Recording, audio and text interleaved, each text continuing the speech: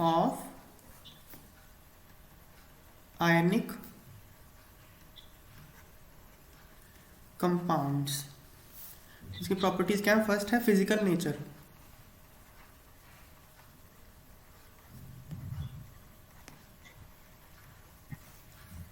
Physical nature क्या है ionic compounds की? ये हार्ड सॉलिड्स होते हैं। आयनिक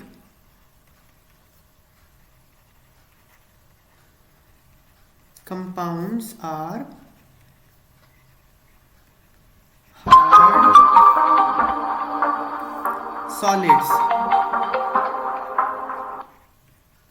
because of strong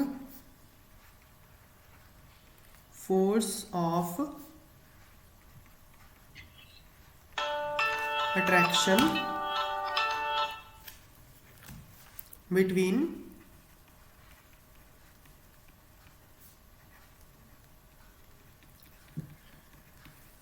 positive and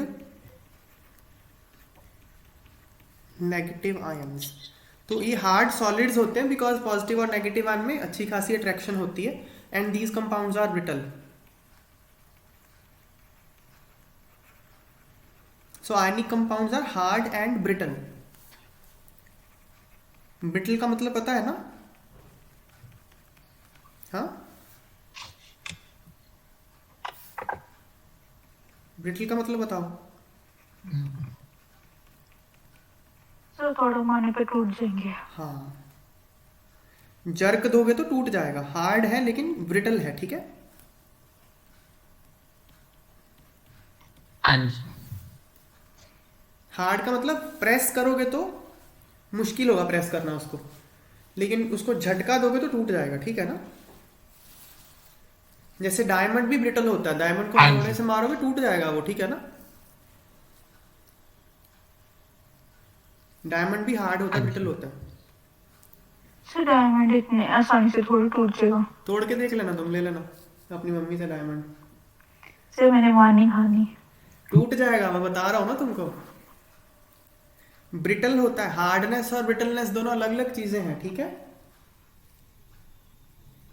जैसे एक ये हाँ नहीं जी। सोचते कि डायमंड को काटने के लिए डायमंड ही यूज होता है। करेक्ट, ठीक है। बात काटने की बात अलग है ना, हार्डनेस अलग है, ब्रिटल। जैसे जैसे आटा होता है, आटा है ना, आटा सॉफ्ट है ना, हाँ जी।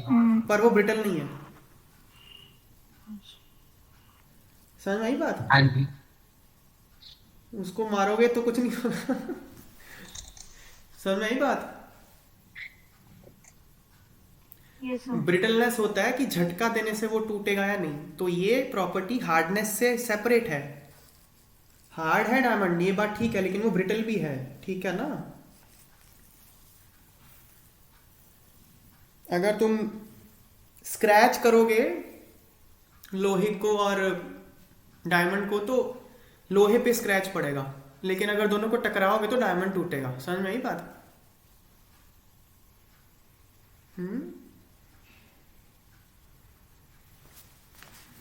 हाँ ना, कुछ तो बोलो। चलो, these have melting point, boiling point high होगा। These have high melting and boiling points. Melting और बॉइलिंग पॉइंट्स इनके हाई होते हैं क्योंकि इसका जो inter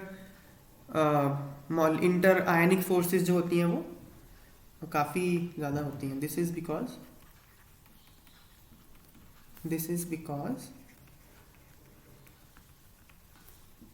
a considerable amount of energy is required to break the strong inter-ionic attractions। तो melting boiling point इनका हाई होता है। क्योंकि आयन्स में अट्रैक्शन बहुत ज़्यादा होती है, उसको ब्रेक करने में बहुत एनर्जी चाहिए। मेल्टिंग का मतलब यही होता है कि जो कांस्टेंट पार्टिकल्स हैं उनको डिस्टेंस बढ़ा दो उनमें, तो आपको फिर अट्रैक्टिव फोर्सेस को ओवरकम करना पड़ेगा। सॉल्युबिलिटी, सॉल्युबिलिटी में हमने पढ़ा लाइक डिजॉल्व्स लाइक, जो आयनिक कंपाउंड है वो पोलर सॉल्वेंट में डिजॉल्व होंगे। हाँ जी। तो इलेक्ट्रोवेलेंट कंपाउंड मतलब आयनिक कंपाउंड ही होते हैं। इलेक्ट्रोवेलेंट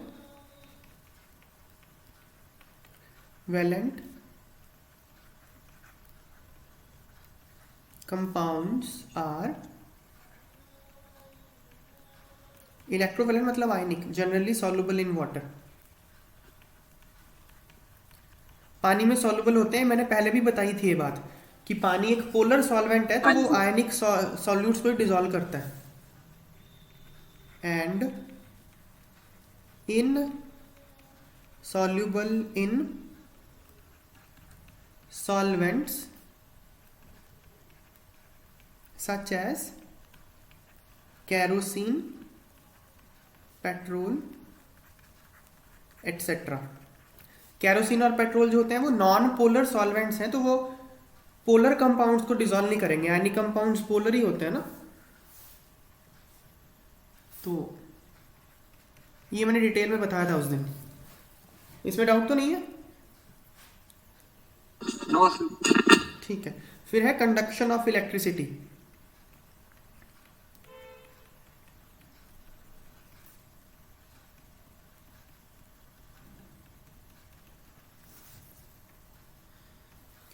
तो ये इलेक्ट्रिसिटी कंडक्ट करते हैं कब? जब इसके चार्ज्ड पार्टिकल मूव करने के लिए फ्री हों। वो फ्री होंगे या तो एक्वस सोल्यूशन में या मोल्टन स्टेट में। सॉलिड स्टेट में तो वो बाउंड होते हैं, मूव नहीं कर सकते। इसलिए आयनिक कंपाउंड्स जो होते हैं वो मोल्टन स्टेट में और एक्वस स्टेट में कंडक्ट करते हैं इलेक्ट्रिसिटी, सॉलिड में नहीं करते। लिखो the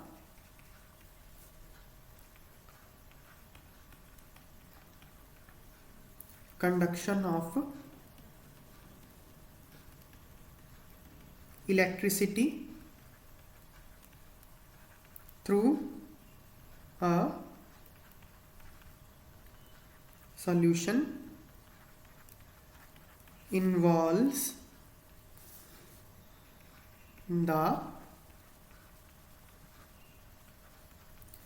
movement of charged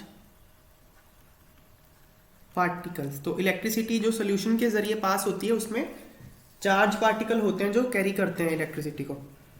in molten state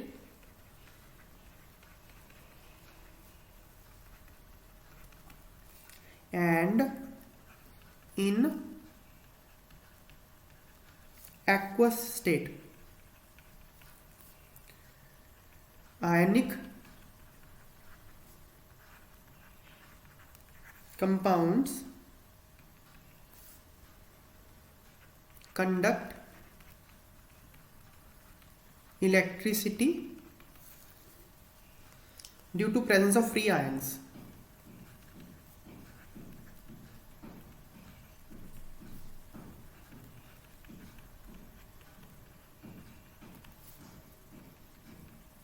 molten state में या एक्वा स्टेट में आयन्स होते हैं फ्री, तो इसलिए वो कंडक्ट कर सकते हैं। लेकिन in solid state ionic compounds do not conduct electricity because ions are not free। Solid state में आयंस फ्री नहीं होते, as they are held strongly with electrostatic forces of attraction. Solids में जो आयंस होते हैं अपनी जगह पे फिक्स होते हैं, क्योंकि इंटर आयनिक फोर्सेस बहुत ज़्यादा होती हैं, उसको मूव नहीं करने देती। तो सॉलिड स्टेट में आयनिक कंपाउंड इलेक्ट्रिसिटी कंडक्ट नहीं करते, मोल्टन में करते हैं।